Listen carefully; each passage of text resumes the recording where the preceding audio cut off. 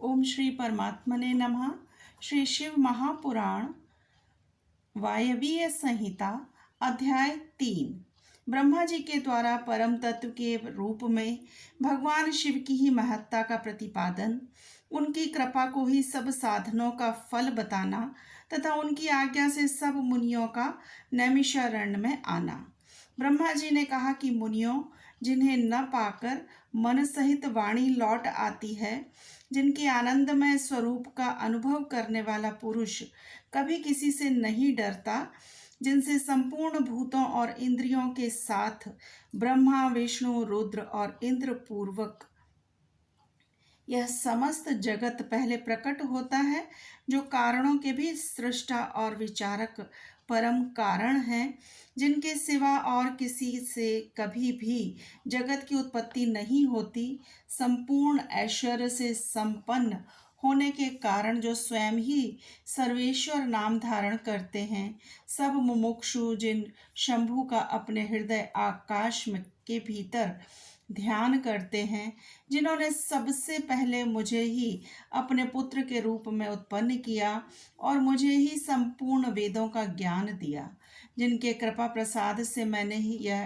प्रजापति का पद प्राप्त किया है, जो ईश्वर अकेले ही वृक्ष की भांति निश्चल भाव से प्रकाशमान आकाश में विराजमान है, जिन परम पुरुष परमात्मा से यह संपूर्ण जगत परिपूर्ण है, जो अकेले ही बहुत से निष्क्रिय जीवों के शासक एवं उन्हें सक्रियता प्रदान करने वाले हैं, जो महेश्वर एक बीज को अनेक रूपों में परिणित कर देते हैं, जो सबका शासन करने वाले ईश्वर इन जीवों सहित इन समस्त लोकों को वश में रखते हैं, सब रूपों में जो एकमात्र भगवान रुद्र ही हैं, दूसरा कोई नहीं, जो सदा ही मनुष्यों के हृदय में भली भांति प्रविष्ट होकर स्थित हैं, जो स्वयं संपूर्ण विश्व को देखते हुए भी दूसरों से कदापि लक्षित नहीं होते और सदा समस्त जगत के अधिष्ठाता हैं, जो अनंत शक्तिशाली एकमात्र भगवान रुद्र काल से मुक्त समस्त कारणों पर भी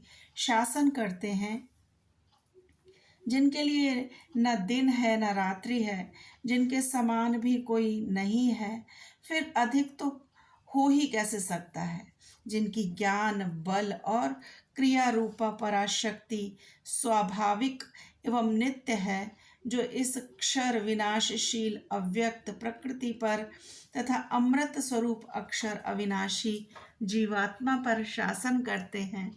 उनका निरंतर ध्यान करने से, मन को उनमें लगाए रहने से तथा उन्हीं के तत्व की भावना करते हुए उनमें तन्मय रहने से जीव अंत में उन्हीं को प्राप्त हो जाता है। फिर तो सारी माया अपने आप दूर हो जाती है। उनके पास ना तो बिजली प्रकाश करती है और न सूर्य तथा चंद्रमा ही अपनी प्रभा फैलाते हैं, अपितु उन्हीं के प्रकाश से यह संपूर्ण जगत प्रकाशित होता है, ऐसा सनातन श्रुति का कथन है।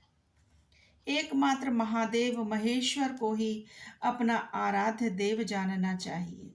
उनसे श्रेष्ठ दूसरा कोई पद उपलब्ध नहीं होता। ये स्वयं ही सबके आदि हैं, किंतु इनका न आदि है न अंत है। ये स्वभाव से ही निर्मल, स्वतंत्र, परिपूर्ण, स्वेच्छाधीन तथा चराचर रूप है। इनका रूप अप्राकृतिक, ये श्रीमान महेश्वर लक्ष्य और लक्षण से भी रहित हैं। ये नित्य मुक्त होकर सबको बंधन से मुक्त करने वाले हैं, काल की सीमा से परे रहकर काल को प्रेरित करने वाले हैं। ये सबके ऊपर निवास करते हैं, स्वयं ही सबके आवास स्थान है, सर्वज्ञ है तथा 6 प्रकार के अध्वा मार्ग से युक्त इस संपूर्ण जगत के पालक भी हैं। उत्तरोत्तर उत्कृष्ट भूतों से वे परम उत्कृष्ट, उनसे बढ़कर दूसरा कोई नहीं है।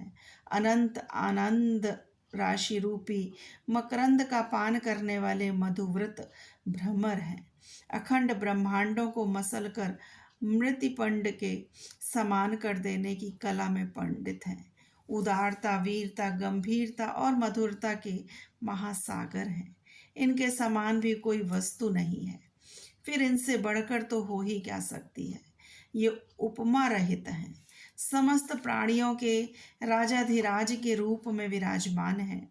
ये ही सृष्टि के प्रारंभ में अपने अद्भुत क्रियाकलाप द्वारा इस संपूर्ण जगत की सृष्टि करते हैं और अंत काल में यह फिर इन्हीं में लीन हो जाएगा। सब प्राणी इन्हीं के वश में हैं। ये ही सबको विभिन्न कार्यों में नियुक्त करने वाले हैं। पराभक्ति से ही इनका दर्शन होता है, अन्य किसी प्रकार से नहीं।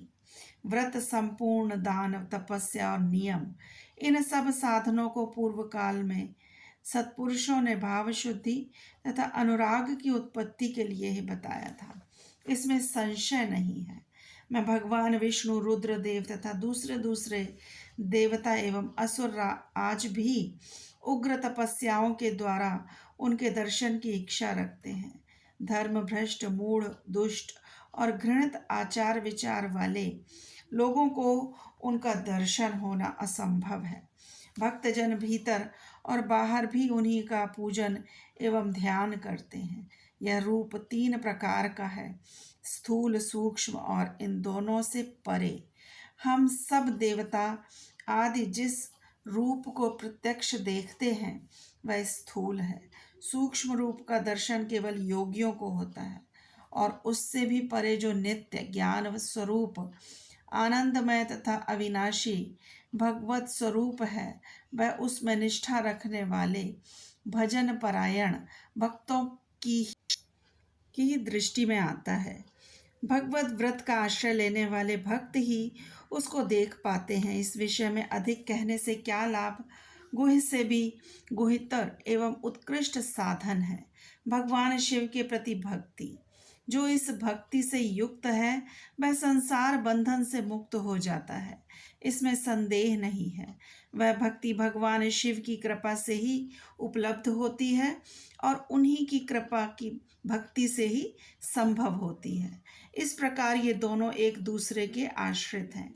ठीक वैसे ही जैसे अंकुर से बीज और बीज से अंकुर होता है, जीव को भगवत कृपा से ही सर्वत्र सिद्धियां मिलती हैं। संपूर्ण साधनों से अंत में भगवान की कृपा ही साध्य है। अंतःकरण की शुद्धि यह प्रसाद का साधन है। धर्म और उस धर्म के स्वरूप का प्रतिपादन वेद ने किया है। वेदों के अभ्यास से पहले के पुण्य और पापों में समता आती है। उस समता से प्रसाद, प्रसन्नता या अंतः शुद्धि का संपर्क प्राप्त होता है और उससे धर्म की वृद्धि होती है। धर्म की वृद्धि से पशु जीव के पापों का क्षय होता है।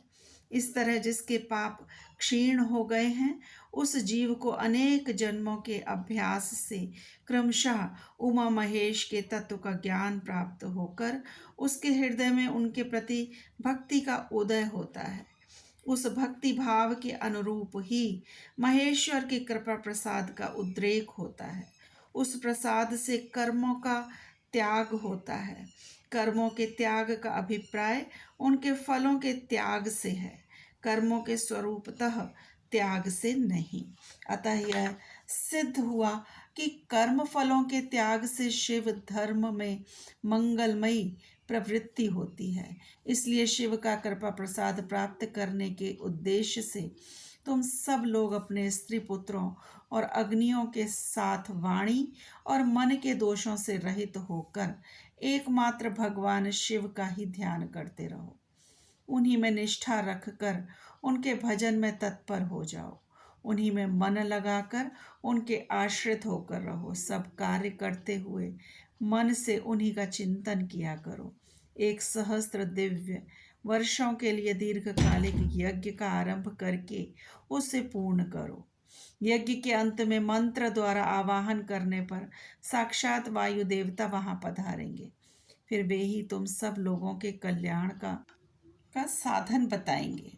तत्पश्चात तुम सब लोग परम सुंदर पुण्यमयी वाराणसी पुरी को जाना, जहाँ पिनाक पाणी श्रीमान भगवान विश्वनाथ भक्तजनों पर अनुग्रह करने के लिए देवी पार्वती के साथ सदा विहार करते हैं। द्विजोत्तमो, वहां तुम्हें बड़ा भारी आश्चर्य दिखाई देगा। उस आश्चर्य को देखकर तुम फिर मेरे पास आना, तब मैं तुम्हें मोक्ष का उपाय बताऊंगा। उस उपाय से एक ही जन्म में मुक्ति तुम्हारे हाथ में आ जाएगी, जो अनेक जन्मों के संसार बंधन से छुटकारा दिलाने वाली होगी। यह मैंने मनोमय चक्र का निर्माण किया है।